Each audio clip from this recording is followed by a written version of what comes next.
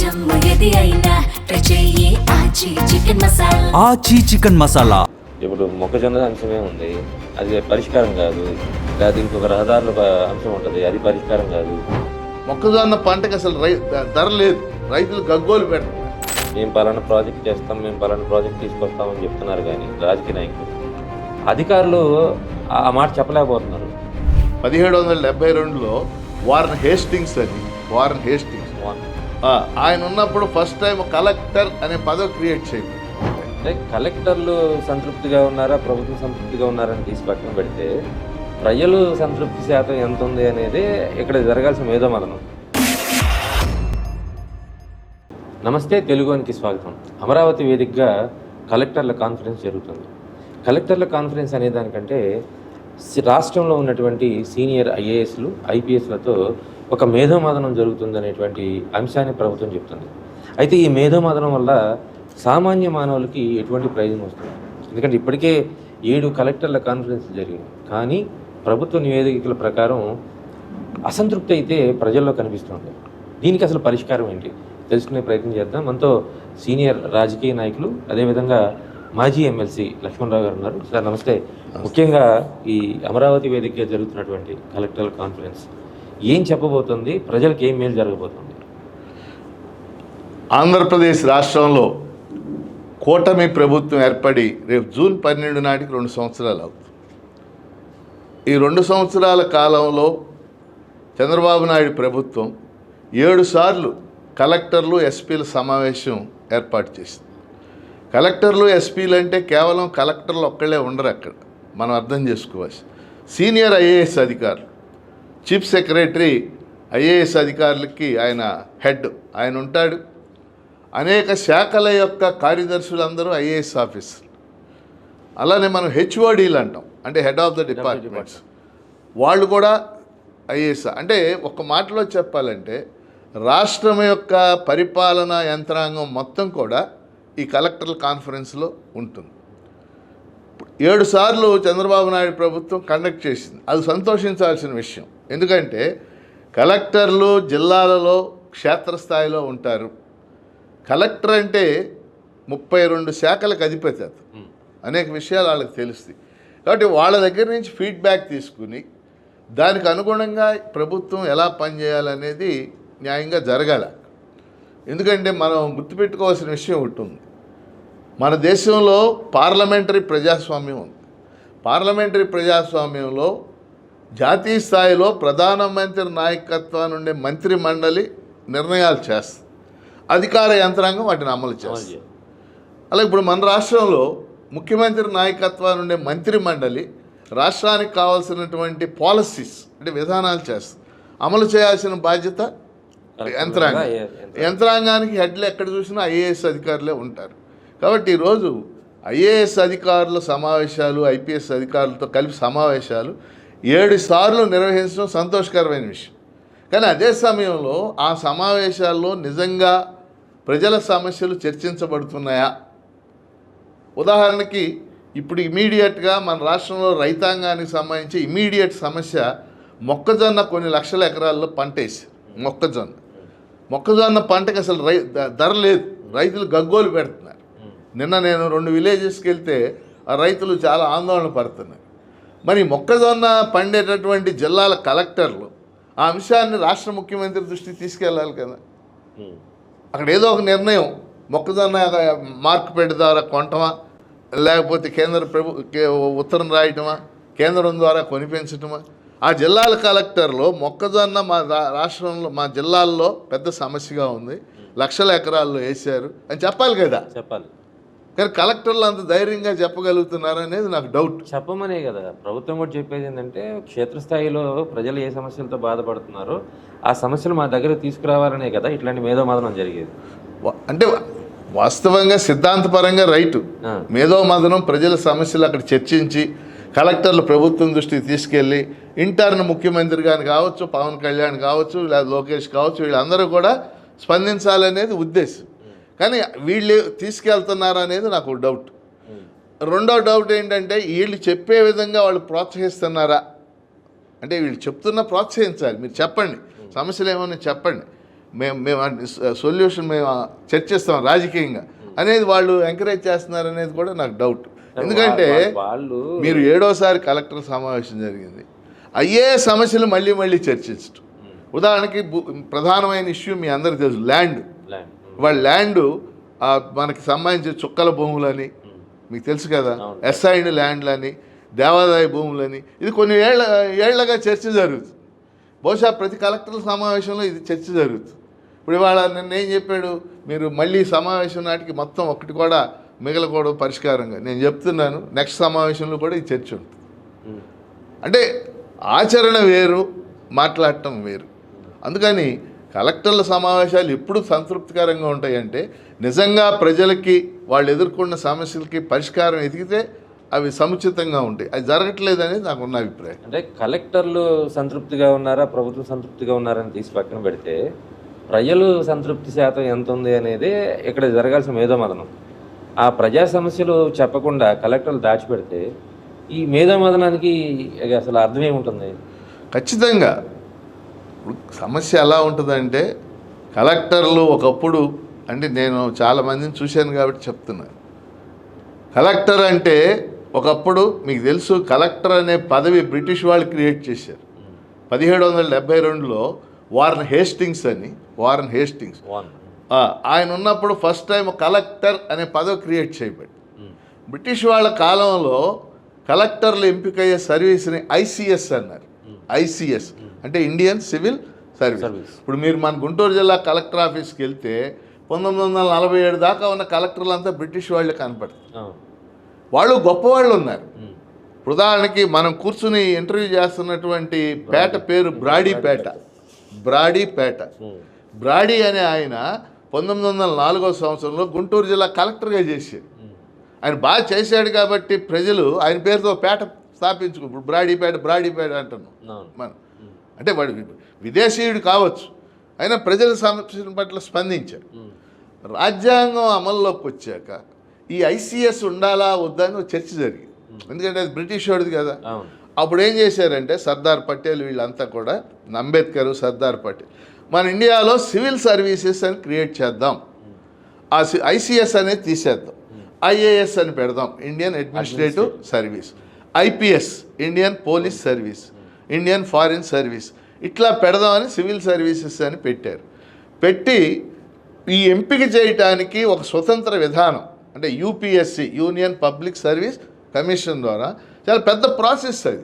ఓ preliminary exam పెడతాడు, ఓ main exam పెడతాడు, ఒక ఇంటర్వ్యూ కండక్ట్ చేస్తాడు. ఈ అయ్యాక ఒక 2 ఏళ్ళు వాళ్ళకి ట్రైనింగ్ ఇస్తారు.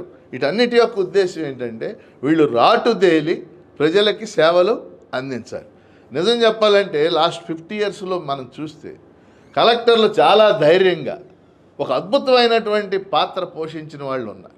ఇప్పుడు ఎస్ఆర్ శంకరన్ అని ఉన్నాడు. ఎస్ఆర్ శంకరన్ ఎన్టీ రామారావుకి సెక్రటరీ చేశాడు, చాలా అద్భుతంగా పనిచేశాడు. ఇప్పుడు జయప్రకాష్ నారాయణ లోక్సత్తా ఆయన ఎన్టీ రామారావుకి సెక్రటరీ చేశాడు. మన జిల్లాలో మీరు ఇక్కడ గుంటూరు జిల్లాలో గొప్పవాళ్ళు టి గోపాలరావు అని కలెక్టర్ చేశాడు, ఛాయారతన్ అని చెప్పేసి ఆవిడ కలెక్టర్ చేశాడు. వీళ్ళందరూ చాలా ధైర్యంగా అప్పుడున్న ప్రభుత్వాలకి ప్రజలు ఎదుర్కొన్న సమస్యలు నివేదించేవారు. ఆనాడున్న ముఖ్యమంత్రులు కూడా దాన్ని తీసుకుని, అరే మన అధికారులు చెప్తున్నారు, మనం వీటిని పట్టించుకోవాలా అని చెప్పేసి అధికారులు కూడా పట్టించుకున్నారు. అది ముఖ్యమంత్రులు కూడా గొప్ప గొప్ప వాళ్ళు చేశారు. నీలం సంజీవ్ రెడ్డి, కాసు బ్రహ్మానందరెడ్డి, పివి నరసింహారావు, వీళ్ళందరూ కూడా ఆ విధమైనటువంటి స్వేచ్ఛ. నేను మీకు ఉదాహరణ చెప్తాను. ఒకసారి నీలం సంజీవ్ రెడ్డి ముఖ్యమంత్రిగా ఉండగా ఆయన స్వయంగా చీఫ్ సెక్రటరీ ఇంటికి వెళ్ళాడు ఒక చర్చ చేయటానికి. అంటే ఆ రకమైన గౌరవాన్ని అధికారులకి ఇచ్చారు. కానీ ఈరోజు ఉన్నటువంటి పరిస్థితుల్లో ఐఏఎస్ అధికారులు కూడా అంత గౌరవాన్ని పొందలేకపోతున్నారని నాకు అభిప్రాయం.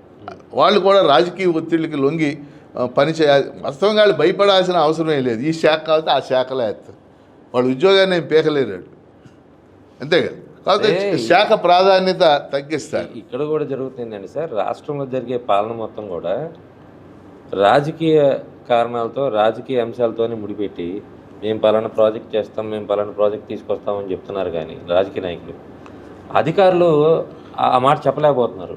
ఇప్పుడు పల్నాడు ప్రాంతంలో వరకు గుడిసెలు ఉంది.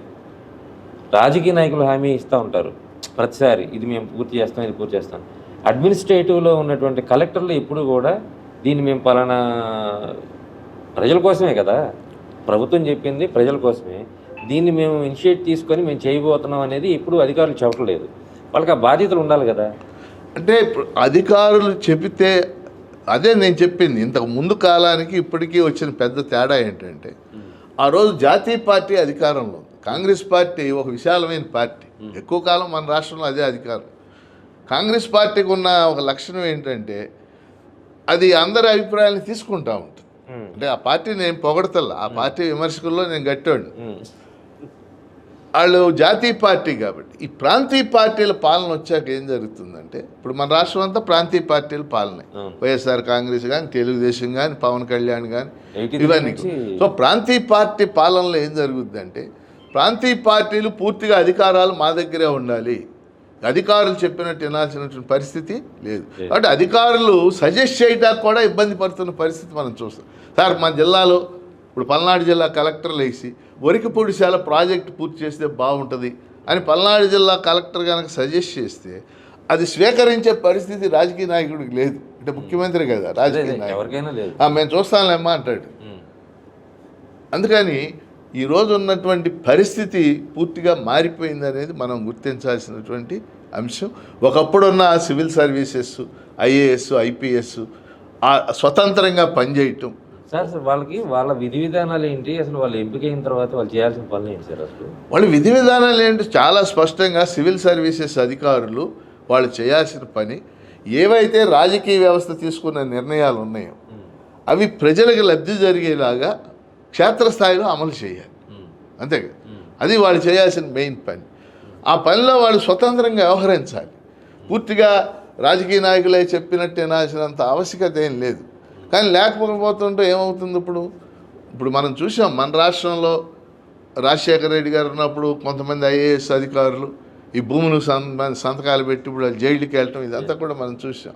అంత చేయాల్సిన అవసరం ఏముంది?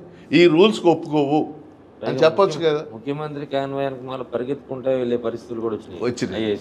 అది పరిస్థితి మారిందనేది మీకు చెప్తున్నా. ఇప్పుడు అంటే నేనంటుంది ఈ మేధో మదనంలో మనం అనుకున్నట్లుగా ఇప్పుడు మొక్కజొన్న అంశమే ఉంది, అది పరిష్కారం కాదు. లేకపోతే ఇంకొక రహదారుల అంశం ఉంటుంది, అది పరిష్కారం కాదు. ఎంతసేపటికి పెట్టుబడులు లేకపోతే మనం అనుకున్న పాలన దీని మీద చర్చ చేస్తే క్షేత్రస్థాయిలో ఉన్నటువంటి ప్రజల పరిస్థితి ఏమవుతుంది సార్? అదే ఇప్పుడు ముందు అధికారంలో రాజకీయ అధికారాన్ని నిర్వహిస్తున్న వాళ్ళకు యాటిట్యూడ్ మనం అర్థం చేసుకోవాలి. అంటే ఎంతసేపు పెట్టుబడులు, కంపెనీలు రావటం, క్వాంటమ్ వ్యాలీని నిర్మిస్తాం, ఇవన్నీ ఒక భాగం, అది చేయండి, మనమేం కాదంటాం. కానీ ఈ దేశాన్ని మనం అర్థం చేసుకోవాలి, ఈ రాష్ట్రాన్ని మనం అర్థం చేసుకోవాలి. ఆంధ్రప్రదేశ్ రాష్ట్రంలో ఈరోజు 20 లక్షల మంది కౌలు రైతులు ఉన్నారు. రైతులు కూడా కాదు, కౌలు రైతులు. వాళ్ళు రుణాలు తెచ్చుకుని వ్యవసాయం చేస్తున్నారు, వాళ్ళకి ఎటువంటి రుణం రావటం లేదు. దాదాపు 50-60 లక్షల మంది వ్యవసాయ కూలీలు ఉన్నారు. రాష్ట్రంలో సుమారు 1 కోటి మంది అసంఘటిత రంగ కార్మికులు ఉన్నారు. రాష్ట్రంలో సుమారు 30 లక్షల మంది గిగ్గు కార్మికులను, ఇప్పుడు ఈ మధ్యకాలంలో మీరు కొత్త పదం ఇది, గిగ్గు కార్మికులు అంటారు. అంటే ఇప్పుడు జొమాటో, స్విగ్గీ ఆ బళ్ళ మీద తీసుకెళ్లేవాళ్ళు, డిమార్ట్ లాంటి కంపెనీల్లో పనిచేసేవాళ్ళు, ఇవన్నీ వచ్చినాయి కదా లేటెస్ట్. వీటిల్లో పనిచేసేటటువంటి వాళ్ళకు కూడా ఒక పదం వాడుతున్నారు, గిగ్ కార్మికులు అంటున్నారు. జిఐజి గిగ్. సో అంటే కొత్త కొత్త వాళ్ళు వస్తున్నారు, వాళ్ళు అనేక సమస్యలు ఎదుర్కొంటున్నారు. కౌలు రైతులు అనేక సమస్యలు ఎదుర్కొంటున్నారు, లేకపోతే వ్యవసాయ కూలీలు అనేక సమస్యలు ఎదుర్కొంటున్నారు, రైతాంగం గిట్టుబాటు ధర లేక అనేక సమస్యలు ఎదుర్కొంటున్నారు. నా పాయింట్ ఏంటంటే, అధికారంలో ఉన్న వ్యక్తి quantum valley etcetera etcetera etcetera వాళ్ళు మాట్లాడతారు, కానీ కింది స్థాయిలో ఉన్న ఐఏఎస్ అధికారులు ఇదిగో ఈ పరిస్థితి ఇలా ఉంది. ఇప్పుడు ఉదాహరణకి కౌలు రైతులే ఉన్నారు. వాస్తవంగా మన గుంటూరు జిల్లాలో లాస్ట్ 10 ఇయర్స్లో 100 మంది రైతులు ఆత్మహత్యలు చేసుకున్నారు. 100 మంది రైతుల్లో 80 మంది కౌలు రైతులు. ఇక ఈ కూటమి ప్రభుత్వం అధికారంలోకి వచ్చాక ఇతను అచ్చెన్నాయుడు వ్యవసాయ మంత్రి ఇదే ఊళ్ళో గుంటూరులో కలెక్టరేట్లో మీటింగ్ పెట్టి కౌలు రైతుల కోసం నూతన చట్టం తీసుకొస్తాం, అంటే ఇప్పుడున్న నిబంధనల ప్రకారం కౌలు రైతుకి కార్డు ఇవ్వాలి, రుణ కార్డు, నీకు తెలుసు కదా. ఆ రుణ కార్డు ఇవ్వాలంటే భూ యజమాని సంతకం చేయాలి. చేయడు. ఇది జగన్ చేసిన చట్టం, జగన్మోహన్ రెడ్డి చేసిన చట్టం. భూ యజమాని సంతకం ఎందుకు చేస్తాడు? చేయడు. అందుకని మీరు నమ్మరు, నేను స్వయంగా రికార్డెడ్ అది. అచ్చెన్నాయుడు మేము 2 నెలల్లో మీకు కొత్త చట్టం తెస్తాం, భూ యజమాని సంతకం అవసరం లేకుండా అన్నాడు. చెప్పి అన్నాళ్ళు అయింది, 2 ఏళ్ళు. కానీ కలెక్టర్లు ఎవరు కూడా కౌలు రైతుల సమస్యలు ఎదుర్కొంటున్నారు, కౌలు రైతులకు రుణాలు లభించడం లేదు, ఒక కలెక్టర్ కూడా చెప్పలా. వాస్తవంగా కృష్ణా జిల్లా, ఎన్టీఆర్ జిల్లా, గుంటూరు జిల్లా, ఈస్ట్ వెస్ట్ జిల్లాలు మొత్తం కౌలు రైతులే కదా వ్యవసాయం. అంటే మన యాటిట్యూడ్లోనే, పరిపాలకుల యాటిట్యూడ్లోనే, లేకపోతే రాజకీయ అధికారం కలిగిన యాటిట్యూడ్లోనే ఎవరైతే నిజమైనటువంటి ఉత్పత్తిలో ఉన్నారు అంటే రైతులు, కౌలు రైతులు, కూలీలు, కార్మికులు, వీళ్ళు కదా ఉత్పత్తి చేసేది. వీళ్ళు అసలు వాళ్ళ దృష్టిలో లేరు. నేను ఎంతసేపు నాకు క్వాంటమ్ వ్యాలీ అంటాడు. ఇప్పుడు కంప్యూటర్స్ ఇంత డెవలప్ అయ్యాక కూడా కంప్యూటర్ల రంగంలో ఈ రాష్ట్రంలో పనిచేస్తున్న ఉద్యోగుల సంఖ్య ఎంత? అది ఇంపార్టెంట్ రంగం, నేను 10 లక్షలు. కానీ వ్యవసాయం మీద పనిచేస్తున్న వాళ్ళు ఎంత? 62%. నువ్వు అర్థమైంది నా పాయింట్.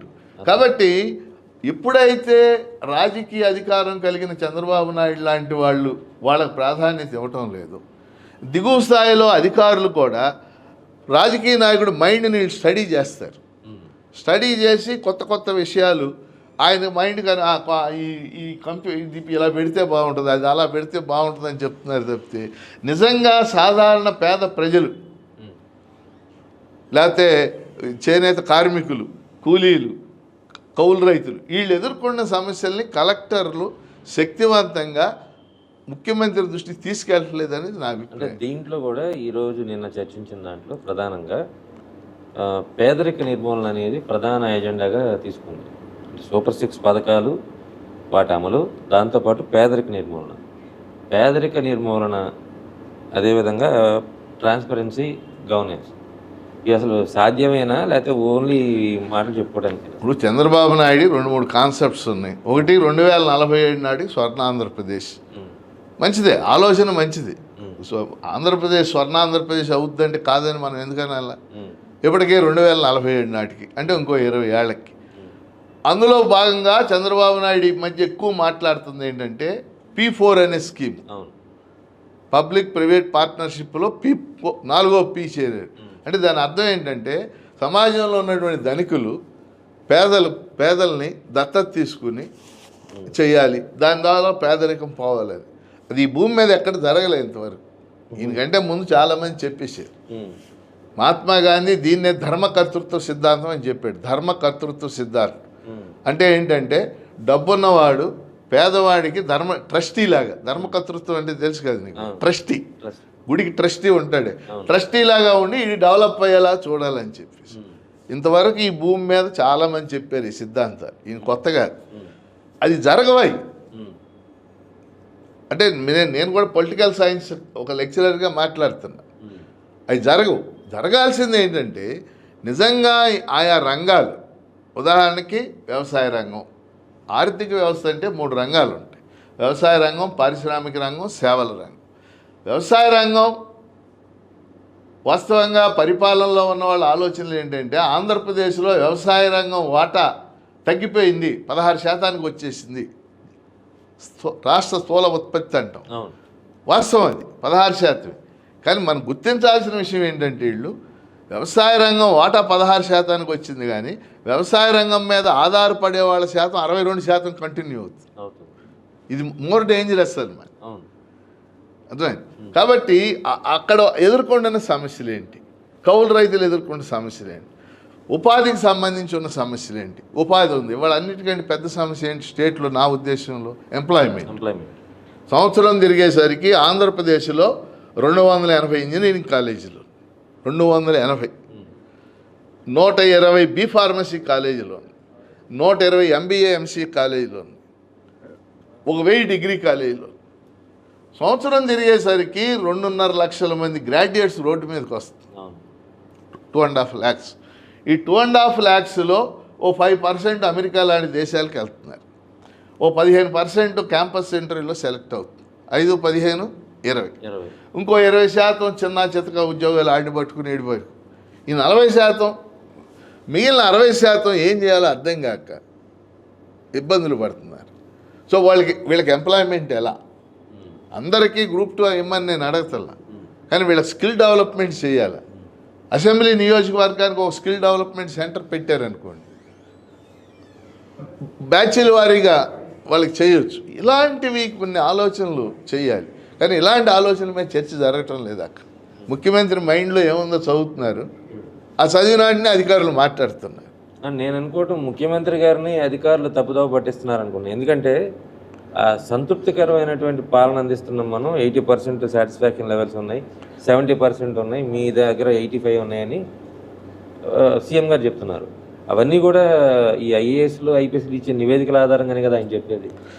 చంద్రబాబు నాయుడు అంత తెలివి తక్కువడేం కాదు. ఆయన 40 years ఇండస్ట్రీ, ఆయన 40 ఏళ్ళ నుంచి రాజకీయాల్లో కొనసాగుతున్నాయి. 83, 17, 20 ఇంకెక్కువే.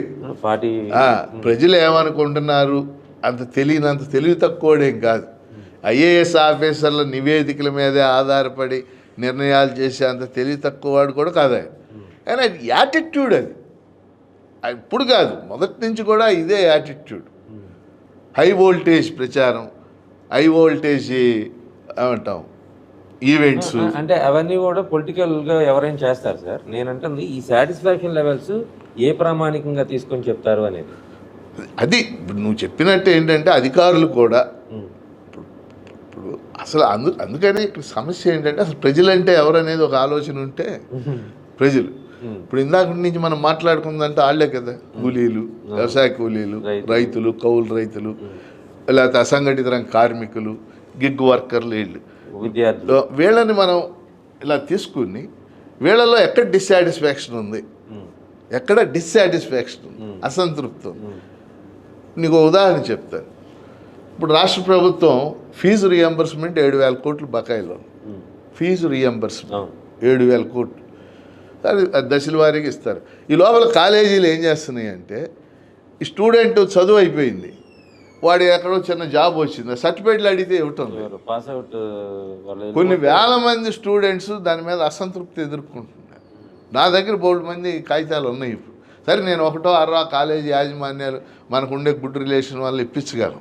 లాస్ట్ మంత్ కూడా విజయనగరం శ్రీకాకుళం ప్రాంతంలో మన జిఎంఆర్ వాళ్ళకి సంబంధించినటువంటి కాలేజ్ ఉంది. దాదాపు 300 మంది పిల్లలకి సర్టిఫికెట్లు ఆపేశారు. సర్టిఫికెట్లు కాదు, హాల్ టికెట్స్ ఆపేశారు ఎగ్జామ్ రానియకుండా. మన ఛానల్లో విద్యార్థుల దగ్గర నుంచి ఫీడ్బ్యాక్ తీసుకొని వర్షకాదనాలు వేసిన తర్వాత అప్పుడు వాళ్ళు ఎగ్జామ్ రాయడానికి ఒప్పుకున్నారు. అది ఇప్పుడు న్యాయంగా ఏం చేయాలా?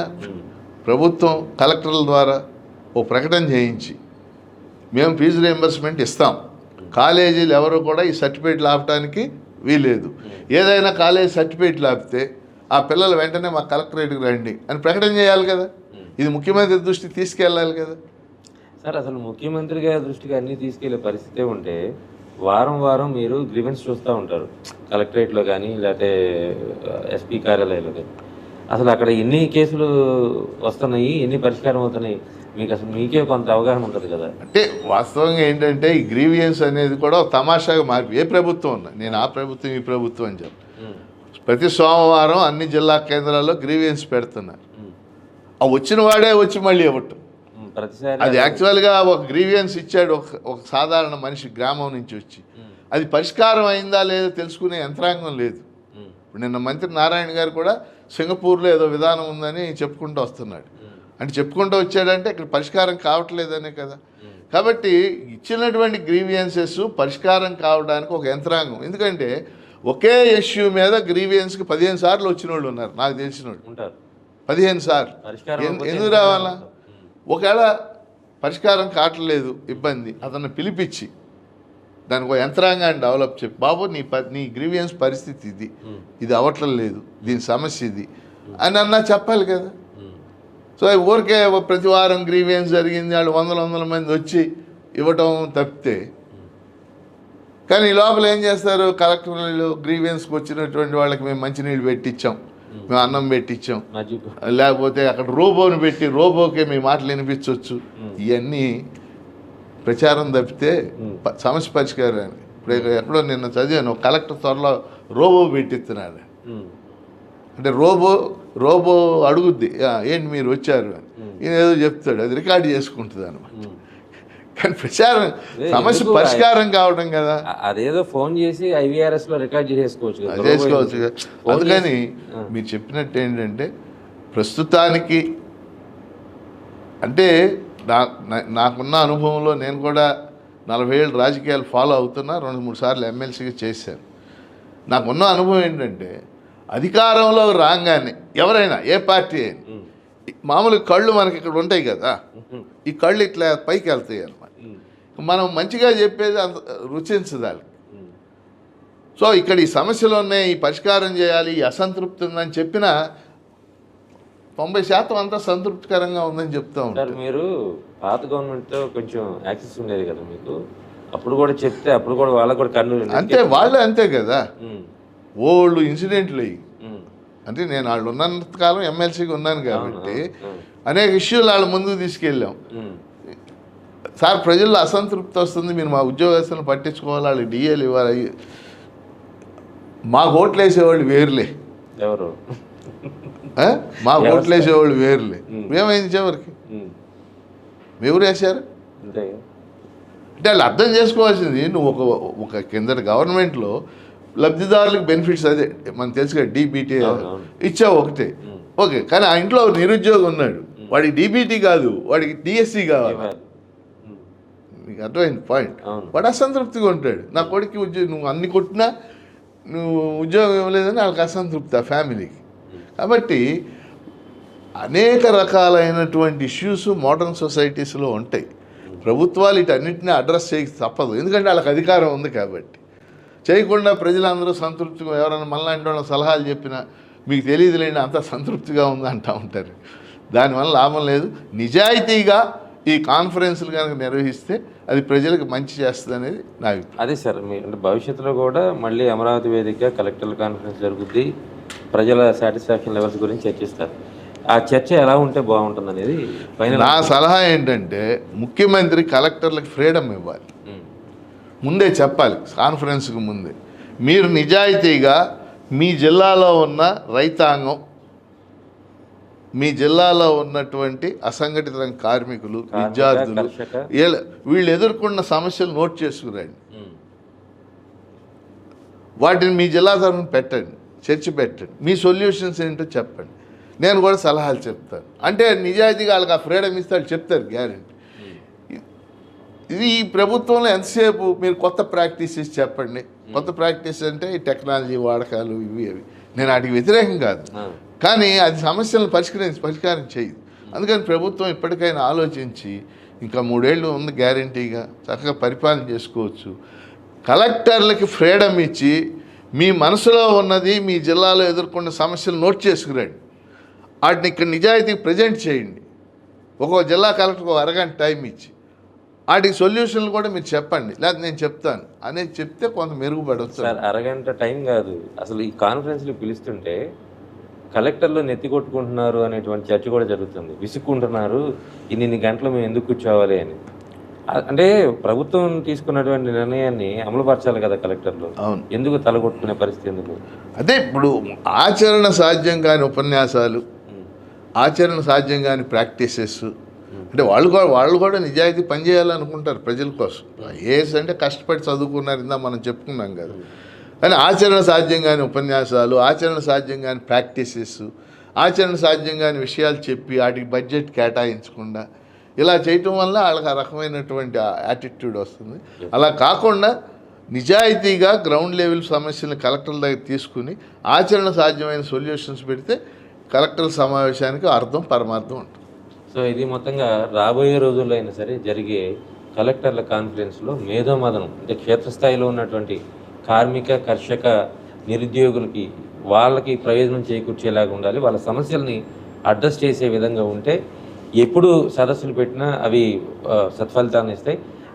అలా కాకుండా ఊకదంపుడు ప్రసంగాలకు మాత్రమే సదస్సులు పరిమితమైతే ప్రజలకు ఎటువంటి మేలు జరిగే అవకాశం లేదనేది మాజీ ఎమ్మెల్సీ స్పష్టం చేస్తున్నారు.